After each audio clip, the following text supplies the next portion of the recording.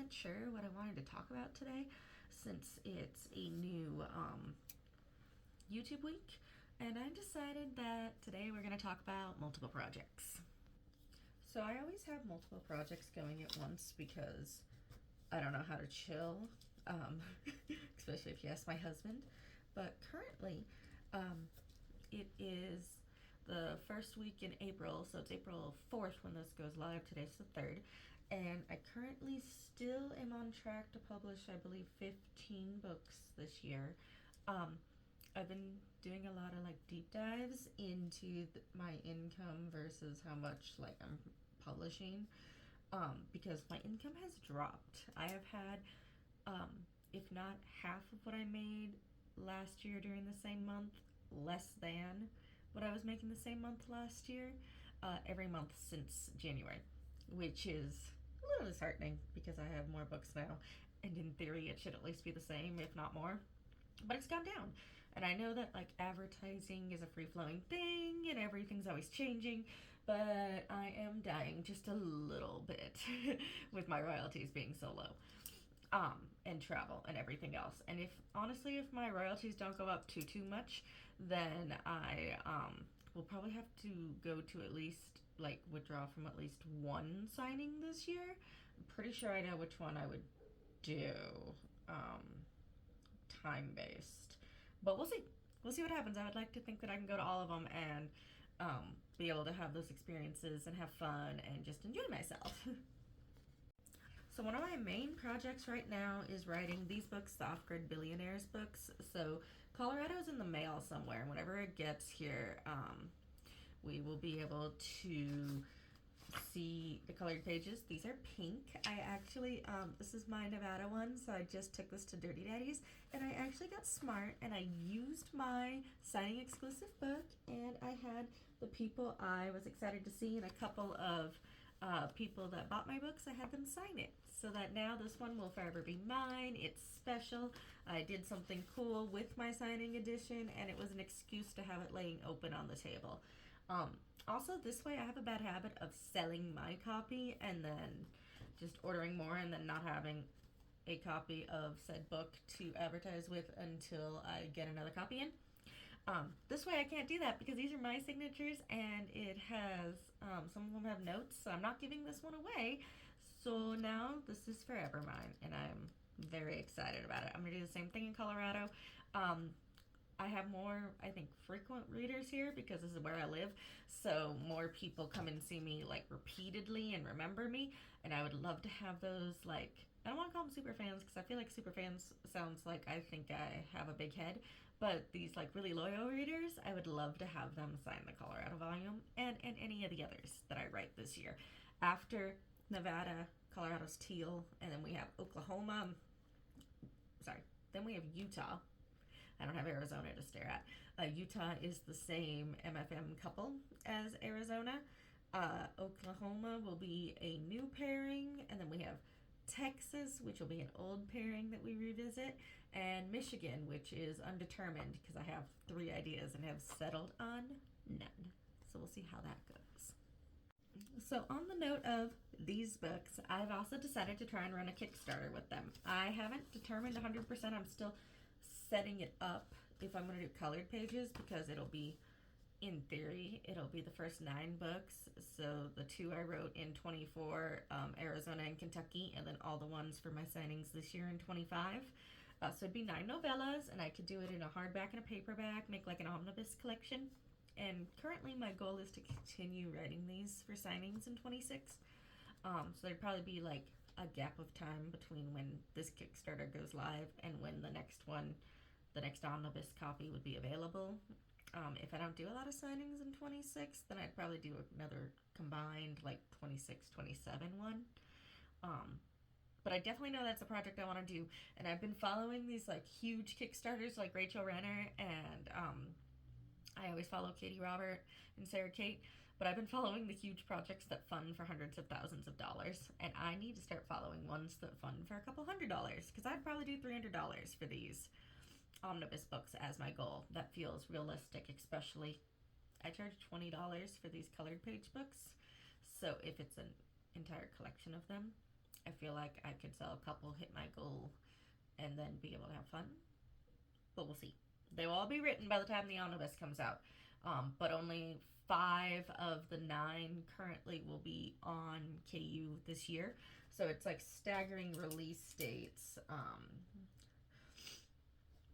which is kind of a lot to remember because um, there's a lot of gaps in time with all the different books, and I'm trying to figure out for 26, which I know it's only the 4th month of 24, but I'm trying to figure out for 26 what exactly I want to do so that I have pre-planned and I feel more aware and ready for what's coming.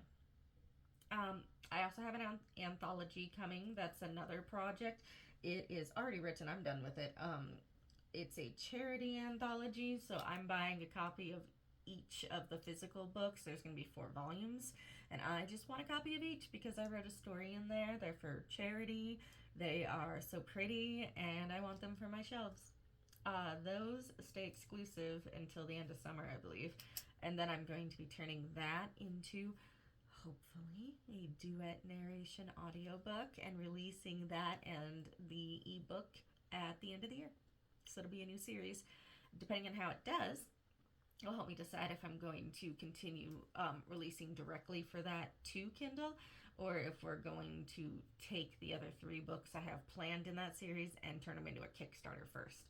Because I'm kind of playing with the idea of releasing a whole series on Kickstarter before it releases to Kindle, which would give me the opportunity to give early exclusive content to Kickstarter, which is what the platform likes, and also be able to continue writing at the pace that I like without feeling like I am drowning my readers. Because at this point, I have some really loyal like ARC readers and regular readers who read like every release right around the time it comes out or is sent to them, and that's awesome, but not everyone reads that quickly, and not everyone wants to read every series either. So we currently have Kickstarter prep, we have the anthology with prep for a book at the end of the year, we have the OGB series, the Off-Grid Billionaires, which are every month or couple months for signings, and I still have 5 more signings right now. One's local, it's at the end of the month, and then we have my fantasy project, which is the Deadly Endings series. So Beneath Swan Lake came out about 3 weeks ago. I will say those books do not like jump the charts on Amazon. They are slower releases, and as much as I would love to do the 3rd book in winter this year and then the next 2 books and round out the series in 26, I'm trying to make better business decisions too, not just release schedule decisions.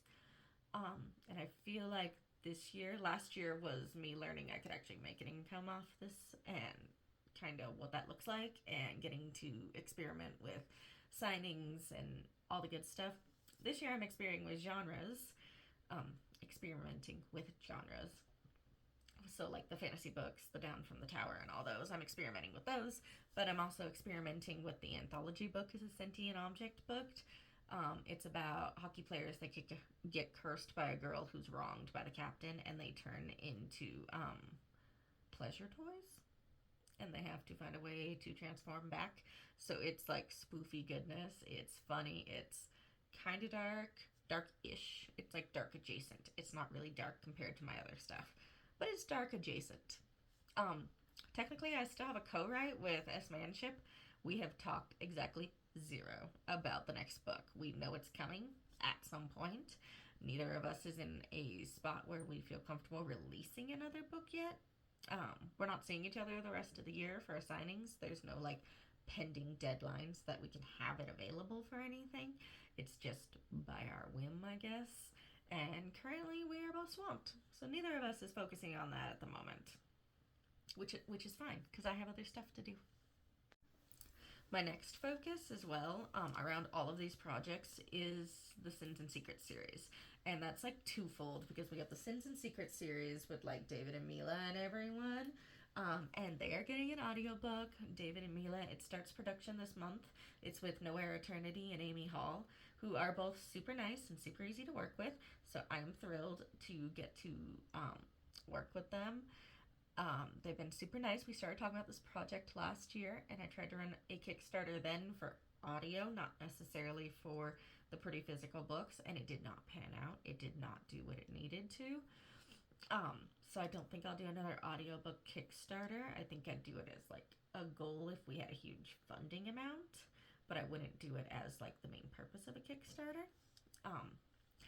But we have the audiobook for Rules of Play Book 1, and then we have Book 6 coming in like August-September timeframe, which will be Prime to Hunt, and that will be a new couple that we haven't talked about too much. It's Rich and Kimber, and I'm excited for their story. I don't know if it's going to make people mad, but I'm excited for it. And in that same world, in like a spin-off universe, is Joelle and Vinny, the owners of the Sins and Secret Club, and they have their trilogy happening down in Florida when they go and revisit their past and all the bad things that happened to them. If you've read any of those books, Joe has a bunch of scars. Vinny's like hella protective. He doesn't want anyone to mess with his wife. And they go back to Florida to see their former lover turned serial killer and talk to him because new bodies are popping up, and he's been in prison for 15 years. So he's not the one killing, and everybody needs answers. So it's like a why choose MFMM. I know I said that the serial killer was a lover for both of them, but that it changes. People change. And it'll be a trilogy, a rapid release in May, June, July. So hopefully that doesn't like drown me, but we'll see. I'm already releasing fast as is, so I'm hoping writing the same characters will make it a little easier to maintain the plot of what's going on. Because I only have to write like 2 OGB books in that time frame, and those are super fast. When I actually sit down and write them, they take me a day or so. It's just actually doing it. So essentially it's audiobooks, sequels, the anthology/new series, the ongoing OGB books, and the Kickstarter omnibus, and a co-write. So it's a lot of different things happening this year, which is why I'm a little like bummed out that I'm not hitting like huge royalties. I wasn't like making a massive amount last year. I made significantly more, 6 times in 2024 what I made in 23, which is not saying a huge amount because I made very little in 23, but it was more. And I would love to, even if the months are more staggered, I would love to at least maintain, if not raise, what I made last year in this year, so I can keep doing what I've been doing. It'll also show me how many signings I can actually afford in a year, mentally and financially. And it's giving me a lot of ideas for how I want to balance my publishing schedule versus my travel schedule versus I have a toddler and she's my whole life. So as much as I love writing, when she's up and we're playing and we're doing everything in our day and letting her live her best life, I need to focus on her, and she's just going to get bigger and more amazing, and I need to be aware of how that affects any scheduling I have in the future, because I love my kid and I always want to put her first no matter what. So this week was essentially a lot of yammering about what I'm planning versus like my timelines, and we're not going to talk about the financial side because audiobooks are a huge cost. I already know that. I've already messaged the narrators when we originally talked and asked if payment plans are okay, because I assumed I wouldn't have like that large chunk of change just sitting there waiting for me to pay out. So my goal is to get everything together. Hopefully this book signing at the end of the month will make me a decent amount so that I can turn around and put a lot of that money into the audiobook and ordering other copies based on whatever I sell, so that I can be ready for the signings. My one signing in June, which is just in Salt Lake, is not too far, and then my fall and winter signings, most of which don't have massive amounts of travel, but we are going to Michigan currently still, and that will be a lot of travel and a lot of costs. So thanks for listening to me yap and yammer and telling you about all the things coming this year, because it's still a long list. I'm super excited for it all. I'm hoping it all happens. I'm aiming for no burnout, and also for giving myself grace, I guess, when I don't hit every single deadline. I'm about 3 weeks behind on my trilogy for what's left.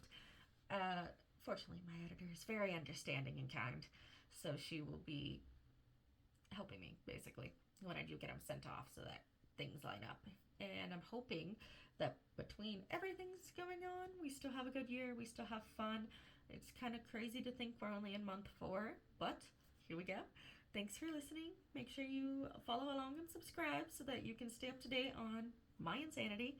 And I hope you read something amazing this week. If you are in Colorado and want to come say hi, definitely check out the Springs Book Bash. They still have some tickets. You can come say hi. Even if you don't buy anything, they have swag bags and they have a bunch of authors and crafters and creators, and you can just have a fun bookish day on the 26th or 27th. So, until next time, bye!